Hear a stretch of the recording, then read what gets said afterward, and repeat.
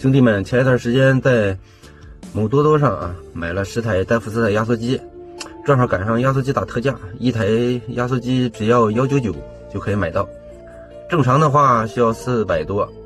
我一看他打特价，一下买了10台。拍完了以后，隔了大约2天吧，商家给我打电话说没有货，让我取消订单。这也是我意想之中的，因为那个压缩机的价格肯定不对，我也不知道商家是什么意思让我取消订单，说没有货。其实他肯定是有货，他就是不给发的，因为那个压缩机很便宜嘛。上次发完视频以后很多网友在底下评论，让我不取消订单，让商家发货。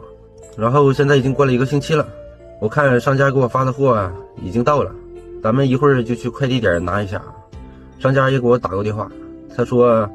压缩机那个钱肯定不会给我发的，给我发的也可能是个空包裹，因为他老不发货。